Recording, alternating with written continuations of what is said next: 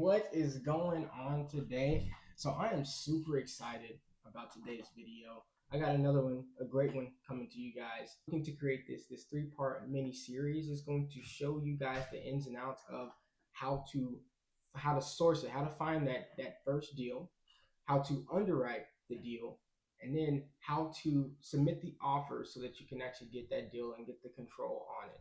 So this little three-part series is going to break it all down for you guys. I have a lot of material to go over, and like I said, I'm really looking forward to this. So without further ado, I'm going to go ahead, and you can just kind of follow along. Like I said, it's little three parts here. So this first video is going to be really just about sourcing that deal. And there's lots of different ways, and I'm going to get into that here. I'm going to go ahead and share my screen. So I'm going to break down again that there are a few ways that you can actually get access to properties. The first way, and the most common way, is to just go online. I mean, we live in a digital world right now. It's full of technology. So if you have access to a phone, a computer, anything like that, you have access to properties. There are a few different sites out here, of course. The one that I am currently on is Crexy, but there are plenty up there. I got LoopNet as well. This is another one that you can utilize to get access to properties. And you also have showcase.com, which is another subsidiary, if you will, of all of these different companies. They are roughly all within the same network. I will actually say I was looking through it. I was scouring all of these sites, and I actually came across my first facility was actually on Showcase the first time that I saw it, and from there I was just doing my underwriting, and I was running through the analysis, and in time I would actually look up the address, and I would see it on Crexy, and I would see it on LoopNet as well. So it really does depend. It just depends where the broker actually posts it and lists it, but those are three websites that I know for a fact you can use today. You also have Biz Buy Sell. That's another one. But I'm going to show you the three that I currently have here pulled up. That way you can find your first deal. So going back to Crexy, this is the one we're actually going to use. I'm just going to pull up one in the next video to actually underwrite, but I'm going to show you kind of how it works and what it looks like. So you can get in here and you're talking about, you want to find a self-storage deal. So where I would start is right here. I would be on this right here. You see that all types, you're going to come to self-storage, and then it's now going to show you self-storage deals. And then I'll just put in a new location. Okay, so anything in the US of A, any self-storage, I should say, which actually that's not doing exactly what I wanted. Let me just try United States. That way, there we go. Okay, I mean it's a little bit better. It didn't even pop up USA, but that's okay. So I'm going to, like I said, just look over right here on this website. There's plenty of them out there, a lot that you can choose from, of course. So you can just look through and see what makes the most sense, what looks nice. There's a lot of different reasons to consider a property. But right now, I would scroll and I would take a look and kind of see exactly what you're looking at. That way, you can start to just deep dive and start underwriting. You also have LoopNet that will do the exact same thing. Moving over into that one, you're going to go to for sale here, and you can type in USA and hopefully it pops up. Yep, it's going to pop up. So then we can go in and we can do, let's see if it pops up under specialty. Yep. So it's a specialty type of property. So you go into there, go ahead, click that self-storage, and now it's going to pop up. Let's get off of that. It's going to pop up self-storage. You're probably going to see a lot of the same ones, cross platforms. They're going to, put them all out there. But you might also see something that's on LoopNet that's not on Crexy. So I always like to look at all the different ones that are potentially available. But I'll keep going. Like I said, you can scroll through here. I mean, you can see there's a lot of them within the U.S. right now. I mean, a couple up in Alaska. There's a lot more in the contiguous that I would stay in the contiguous unless you don't mind moving out there to Alaska. There's not a lot of people, so uh, you know not as much opportunity, but you can find the opportunity. I promise that. So, like I said, I'll keep scrolling. I'm looking at all different kinds of things. I'm taking note before I even get into it. I'm just taking note of what I kind of see right here. But I see, a 2.56 cap, and that's there's some things to talk about with that. So I wouldn't jump right into that kind of deal, but I can always underwrite it.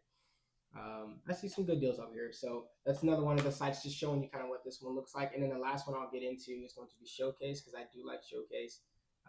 This one is a little bit of a mix, but you go to investment properties, it's going to be under self storage, and then you can put in USA, and then yep, there we go. And then you can see self-storage facilities in the United States. You're going to get 500 plus results there. Same kind of deal here. You still see those two up in Alaska, but these are kind of everywhere. Yeah, they got them all everywhere, all across. And like I said, you're going to see a lot of the same ones because I just saw that on LoopNet. But you keep looking, and of course you can see what's going on. You got all your filters, so you can definitely focus on what your buy box is going to be. But like I said, I'm just showing you here what these sites look like. Now, that is one way.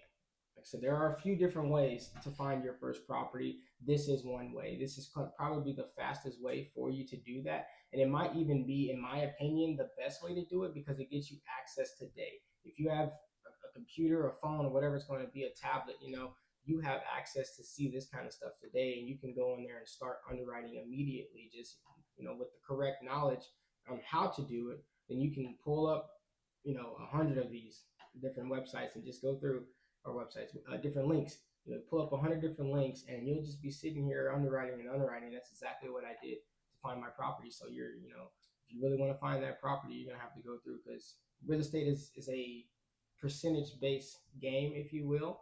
So when you are looking to acquire, it's going to always be based off of the percentages, like the law percentages, where you may look for 100 different properties and submit offers on 100 different properties, and then only 5% of those work, which that's a low number, but it's an expected number.